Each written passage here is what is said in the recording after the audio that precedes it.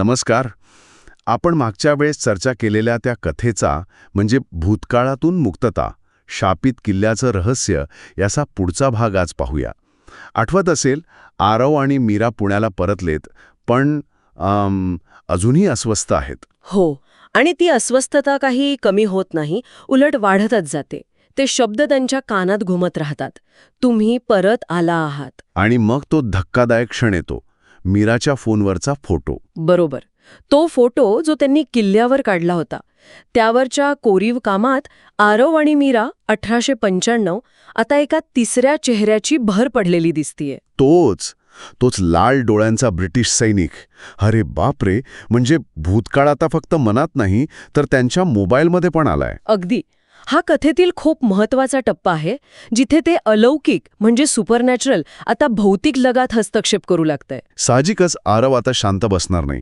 तो online research सुरू करतो. आणि त्याला काय सापडतं? त्याला 1895 सालची एक घटना कळते. किल्ल्याच्या भिंतीत म्हणे 2 भारतीय गुप्तहेरांना, एक मुलगा आणि एक मुलगी, त्यांना जिवंत गाडलं होतं. अच्छा, म्हणजे कथालेखक इथे स्पष्टपणे काहीतरी सुचवतोय की हे दोघे आरव आणि मीरा तेच तर नाहीत ना? बरोबर. ही शंका कथेची गूढता आणखी वाढवते. आणि मग आरवचं ते स्वप्न की सत्य? हो, ते रात्री 1:13 त्याला असं वाटतं की तो पुन्हा किल्ल्यात आहे आणि तेच शब्द ऐकू येतात, तुम्ही परत आला आहात पुन्हा. हे स्वप्न होतं की खरंच घडलं हे मुद्दाम अस्पष्ट ठेवलंय. त्यामुळे वाचकालाही कळत नाही की नक्की काय चाललंय. हो ना, म्हणजे भूतकाळाची पकड किती घट्ट होत चाललीये हे दिसतंय. आता मात्र ते ठरवतात की यातून बाहेर पडलंच पाहिजे. शाप तोडायलाच हवा. मग ते एका स्थानिक इतिहासकाराला भेटतात. हो, आणि तो त्यांना एका जुन्या डायरीबद्दल सांगतो. शेतानवाडीचं रहस्य. आणि ती कुठे असू शकते? किल्ल्याच्या तळघरात. म्हणजे परत किल्ल्यात जाण्याशिवाय पर्याय नाही. मग पुढच्या शनिवारी रात्री ते पूर्ण तयारीनिशी जातात. टॉर्च, कापूर, लिंबू मिरची. काय म्हणतात त्याला, पवित्र धागा, मंत्र वगैरे सगळं घेऊन. पण आताचा किल्ला त्यांना जास्तच भयानक वाटतो. म्हणजे काय वेगळं होतं? भिंती जणू सरकतायत असं वाटतं, विचित्र आवाज घुमतायत, वातावरण खूपच बदललेलं आणि भीतीदायक. बापरे, म्हणजे शापाचा प्रभाव वाढला होता की काय? अगदी.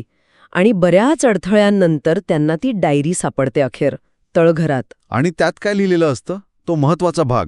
त्यात लिहिलेलं असतं की जेव्हा ते 2 आत्मे पुन्हा प्रेमात पडतील आणि तिसरा आत्मा, ज्याचा दोघांनी विश्वासघात केला, मुक्त होईल, तेव्हा शाप संपेल. अच्छा, म्हणजे शाप तुटण्यासाठी 2 गोष्टी आवश्यक होत्या, प्रेम आणि मुक्ती. हो. आणि नेमकं त्याच वेळी तो तिसरा आत्मा, तो सैनिक, त्यांच्यासमोर प्रकट होतो. आणि तो काय म्हणतो? तो खूप संतापलेला असतो, आक्रोश करत म्हणतो, तुमच्यामुळे मी मेलो, मी तुमचा मित्र होतो, तुम्ही माझा विश्वासघात केला. अरे देवा, म्हणजे. आणि त्याच क्षणी आरव आणि मीराला सगळं आठवतं. भूतकाळ स्पष्ट होतो. ते कबूल करतात. हो, ते म्हणतात, आम्हाला आठवतंय, तू आमचा मित्र होतास एडविन. हा कथेचा कळस आहे. इथे भीतीपेक्षा विश्वासघात आणि पश्चाताप जास्त महत्वाचा ठरतो. मग ते त्याची क्षमा मागतात. हो, आणि त्यांच्या क्षमायाचनेनंतर एडविनच्या डोळ्यात शांतता येते. तो धुरामध्ये विरून जातो, मुक्त होतो. आणि त्याच वेळी भिंतीवरचं ते कोरीव काम ते बदलतं. तिथे शब्द येतात, प्रेमाने मुक्त, शाप खऱ्या अर्थाने संपतो. आणि मग पुण्याला परतल्यावर त्यांच्या नात्यातही बदल घडतो. बरोबर. ते आता फक्त मित्र नसतात, ते एकमेकांच्या प्रेमात पडतात. कथा इथे संपू शकली असती, पण लेखक एक शेवटचा ट्विस्ट देतो. हो ना, त्यांच्या ऑफिसमध्ये एक नवीन सहकारी येतो.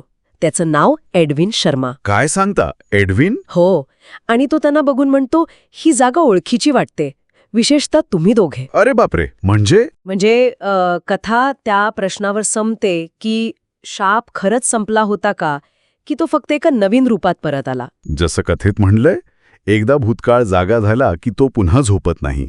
अगदी. हे कथेला एका चक्रात पूर्ण करतं. यामुळे खरंच एक विचार येतो की विश्वासघाताने सुरू झालेला शाप जरी प्रेम आणि क्षमेने संपला तरी ती मुक्ती खरोखर शेवटची असते का? विशेषतः जेव्हा भूतकाळ असा अनपेक्षितपणे पुन्हा समोर येतो तेव्हा त्या सावल्या पूर्णपणे पुसल्या जातात का? हा एक महत्त्वाचा प्रश्न आहे.